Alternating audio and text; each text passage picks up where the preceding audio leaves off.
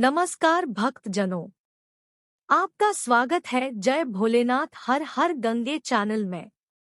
क्यों रावण को कहा जाता है पहला कांवड़िया, शिव के किस कष्ट को इससे किया दूर। माना जाता है कि भगवान शिव ने जब समुद्र मंथन में निकला विष पिया तो इसके बाद उन्हें न केवल अपार कष्ट सहना पड़ा बल्कि नकारात्मक ऊर्जा भी मिली। उसे दूर करने का काम रावण ने गंगाजल लाकर और उसे शिवलिंग पर अर्पित करके किया। ये पहली कांवड़ यात्रा थी जब रावण गंगाजल लेने पैदल गया, फिर इसे शिव पर अर्पित किया। कांवड़ का ये चित्र 1858 में ब्रिटिश चित्रकार मॉन्टगोमरी ने बनाया था, जो द इलस्ट्रेटेड लंदन न्यूज में 1964 में प्रकाशित हुआ। शिवरात्रि के साथ कांवड़ यात्रा खत्म हो चुकी है, लेकिन इसको करने का एक खास धार्मिक प्रयोजन होता है।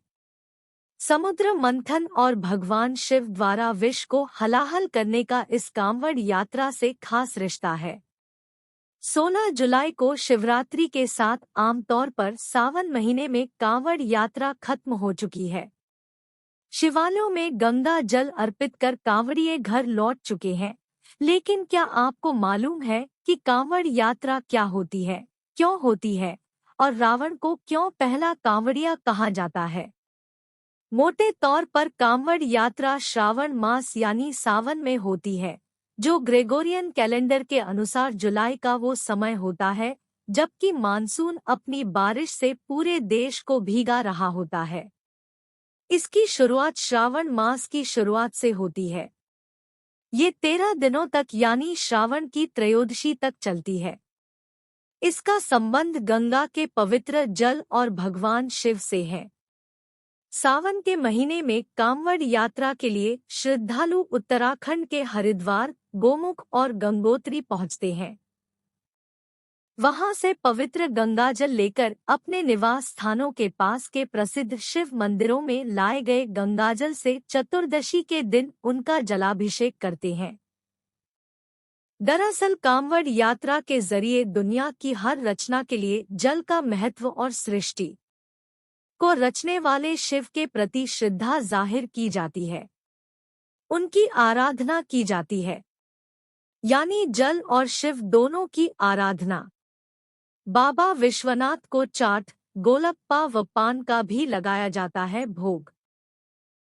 इस चित्र में भगवान शिव बृहदेश्वर मंदिर में एक भक्त को आशीर्वाद दे रहे हैं। बगल के चित्र में एक महिला कांवड़ यात्री नजर आ रही है। इस चित्र को 1823 में बनाया गया था। कौन था पहला कांवड़िया? अगर प्राचीन ग्रंथों, इतिहास की माने तो कहा जाता है कि पहला कांवड़िया रावण था। वेद कहते हैं कि कांवड़ की परंपरा समुद्र मंथन के समय ही पड़ गई। तब जब मंथन में विष निकला तो संसार इससे त्राहि-त्राहि करने लगा। तब भगवान शिव ने इसे अपने गले में रख लिया। इससे शिव के अंदर जो नकारात्मक ऊर्जा ने जगह बनाई, उसको दूर करने का काम रावण ने किया। रावण ने तप किया, फिर वह पैदल गंगाजल लेने गया। इसे लेकर लौटने पर गंगा के जल से पूरा महादेव मंदिर में भगवान शिव का अभिषेक किया, जिससे शिव इस ऊर्जा से मुक्त हो गए। अंग्रेजों ने भी किया इस यात्रा का जिक्र। वैसे अंग्रेजों ने 19वीं सदी की शुरुआत से भारत में कांवड़ यात्रा का जिक्र अपनी किताबों और लेखों में किया। कई पुराने चित्रों में भी ये दिखाया गया है। लेकिन कांवड़ यात्रा 1960 के दशक तक बहुत तामझाम से नहीं होती थी। कुछ साधु और श्रद्धालुओं के साथ धनी मारवाड़ी सेठ नंगे पैर चलकर हरिद्वार या बिहार में सुल्तानगंज तक जाते थे और वहां से गंगाजल लेकर लौटते थे, जिससे शिव का अभिषेक किया जाता था। 80 के दशक के बाद ये बड़े धार्मिक आयोजन में बदलने लगा। अब तो ये काफी बड़ा आयोजन हो चुका है। कांवड़िए इस तरह कांवड़ को लगातार यात्रा के दौरान अपने कंधे पर रखे होते हैं। बीच बीच विश्राम करने के लिए इसे उतारकर यथोचित जगह पर रखते हैं। तकरीबन कितने कांवड़िए हर साल यात्रा करते हैं? आंकड़े कहते हैं कि वर्ष 2010 और इसके बाद हर साल करीब 1.2 करोड़ कांवड़िए पवित्र गंगाजल लेने हरिद्वार आते हैं।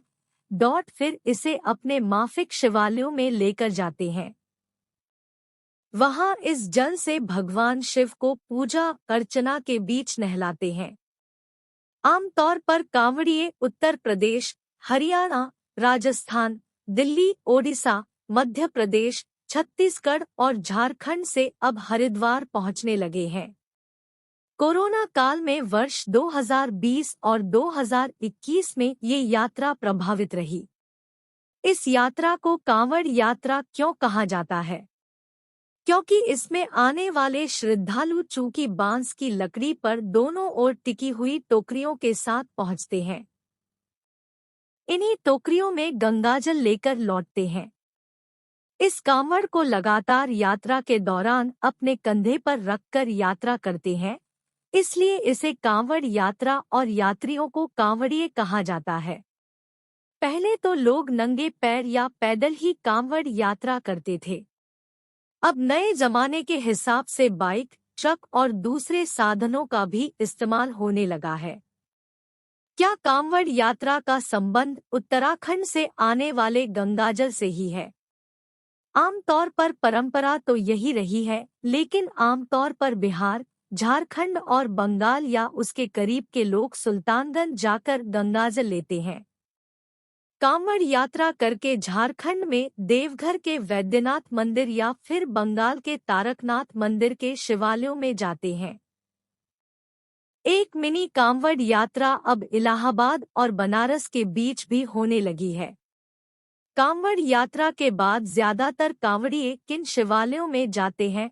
माना तो ये जाता है कि श्रावण की चतुर्दशी के दिन किसी भी शिवालय पर जल चढ़ाना फलदायक है, लेकिन आमतौर पर कांवड़िए मेरठ के औघड़नाथ, पुरा महादेव, वाराणसी के काशी विश्वनाथ मंदिर, झारखंड के वैद्यनाथ मंदिर और बंगाल के तारकनाथ मंदिर में पहुंचना ज्यादा पसंद करते हैं।